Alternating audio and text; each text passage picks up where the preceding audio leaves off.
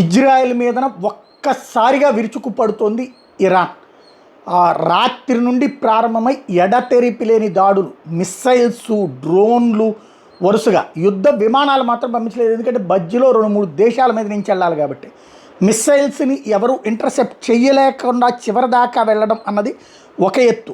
అదే సందర్భంలో అక్కడ ఇజ్రాయెల్లో ఉన్నటువంటి కీలకమైనటువంటి ప్రదేశాలు, ఎస్పెషల్లీ సైనిక స్థావరాలు, అట్లాగే ప్రధానమంత్రి కార్యాలయము, సైనిక అధికారుల యొక్క కార్యాలయాలని ప్రధానంగా టార్గెట్ చేసుకుంటూ వెళ్తుంది.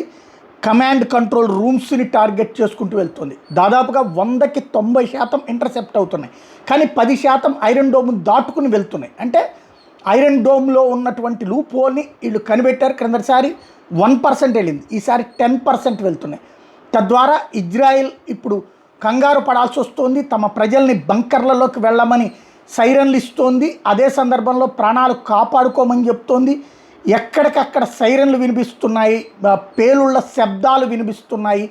ఇరాన్ చేస్తున్నటువంటి దాడికి సంబంధించినటువంటి దృశ్యాలు అక్కడ రికార్డ్ అవుతున్నాయి. అదే సందర్భంలో రాబోయేటటువంటి రోజుల్లో సేఫ్ ప్లేసెస్ గురించి ఎత్తుక్కోవాల్సిన పరిస్థితిని సృష్టిస్తోంది. ఇజ్రాయెల్ డిఫెన్స్ ఫోర్స్ కూడా అంగీకరించింది తమ మీద పెద్ద ఎత్తున దాడులు జరుగుతున్నాయి అన్నటువంటి విషయాన్ని.